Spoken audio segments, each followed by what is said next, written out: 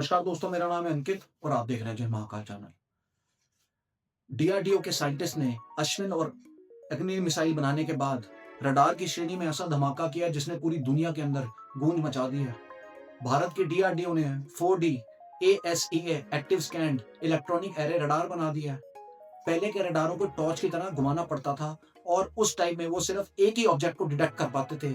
लेकिन ये 4D radar ऐसा दानव है जो आसमान के कोने कोने को डिटेक्ट करता है और हजारों ऑब्जेक्ट्स को एक बारी में ये डिटेक्ट कर लेता है। इसके सबसे बड़ी खासियत यह है कि ये पोर्टेबल रडार है। हमारे देश के जवान इसको कंधे पे रख के ले जा सकते हैं और इसे खोलकर हेलीकॉप्टर में लटकाकर पहाड़ की चोटी के ऊपर भी रखा जा सकता है।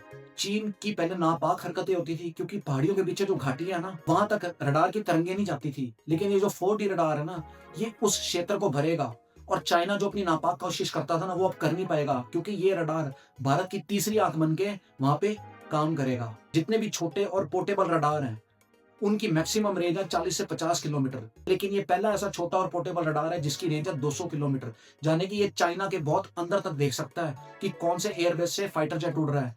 ये ड्रोन्स को, बैलिस्टिक मिसाइल्स को और फाइटर जेट्स को पलक झपकते ही ट्रैक कर लेता है। इसकी सबसे बड़ी खासियत है इसका डिजाइन और इसका वेट। इसको डिजाइन किया गया हाई एल्टीट्यूड्स के अंदर। अब चीन क्या करता है, पहाड़ों के पीछे छुप के अपने ड्रोन से साजिश करता है। पहले तो ऊंची हाइट पे उड़ाता है ड्रोन्स को, फिर वो अपनी ड्रोन्स की हाइट को कम कर देता है ताकि चकमा दे सके भारत को। लेकिन ये जो रडार है ना, इसकी आंखें इतनी तीखी हैं कि ये पहाड़ों के पीछे छुप के जो चीन साजिश कर रहा है ना, उसको भी डिटेक्ट कर लेता है और पल भर में बता देता है हमारे S-400 सिस्टम को और आकाश मिसाइल सिस्टम को, जो उस ड्रोन्स को तबाह कर देते हैं। पहले के रडार केवल दूरी और दिशा बताते थे, लेकिन ये ऐसा 4D डायमेंशन रडार है। ये दूरी, दिशा, कितनी हाइट से ऑब्जेक्ट आ रहा है और कितनी स्पीड से ऑब्जेक्ट आ रहा है, ये सब बता देता है। इसको दो वेरिएंट में बनाया गया। एक तो इसको डिप्लॉय किया जाता है हैवी व्हीकल्स के ऊपर और डिप्लॉय किया जाता है ट्राई स्पॉड के ऊपर, जिसे कि स्टैंड बोला जाता है। यदि इसको लद्दाख की सुनसान पहाड़ियों में रखा जाए ना, तो दुश्मन को पता नहीं लगता यहाँ रडार पड़ा हुआ है क्योंकि अपनी लोकेशन को रिवील नहीं होने देता। इसके पीछे की वजह है LPI technology, lower probability of interception technology. जब तक दुश्मन को इस रडार का पता लगता है ना, ये इंफॉर्मेशन दे चुका होता है S-500 आकाश तीर जैसे एयर डिफेंस सिस्टम को, और तब तक दुश्मन की ऑब्जेक्ट्स या ड्रोन्स हो चाहे फाइटर जेट्स हो, वो तबाह हो चुके होते हैं। ऐसी टेक्नोलॉजी जो भारत के पास 2025 में आई है, ये भारत को जितने भी कंट्रीज है ना जिनके पास ASEA रडार है, उनकी श्रेणी में ला खड़ा करता है। भारत ने कुछ रडार्स लिए हैं अमेरिका से भी और इजराइल से भी, लेकिन ये जो रडार है ये उनसे भी सर्वश्रेष्ठ रडार है।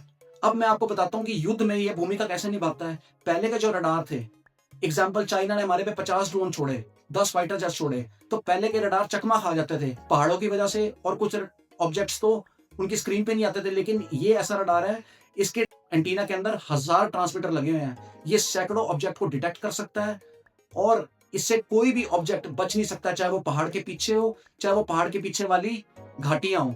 ये सबको इंटरसेप्ट करता है और डिटेक्ट करके उड़ा देता है।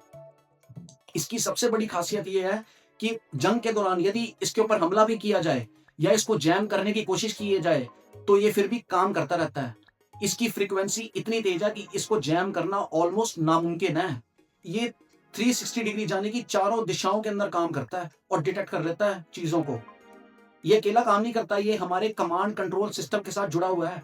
यदि कोई भी हरकत होती है ना चीन की तरफ से, तो सीधा हमारे दिल्ली कमांड कंट्रोल सिस्टम के पास खबर जाती है और सखोई जेट, तेजस, रफेल, वहां तक भी खबरें ये पहुंचा देता है। ये ऐसा रडार है। बाकी दोस्तों, भारत ने ऐसा रडार बना दिया है जो दुनिया में किसी के पास नहीं है, छोटा और पोर्टेबल रडार जिसकी रेंज है 200 किलोमीटर। बाकी आपका क्या कहना है इस वीडियो के बारे में मुझे कमेंट सेक्शन में लिख के बताइए, और यदि आपको भारतीय में गर्व है तो कमेंट सेक्शन में जय हिंद भी लिखिए। जय हिंद, वंदे मातरम।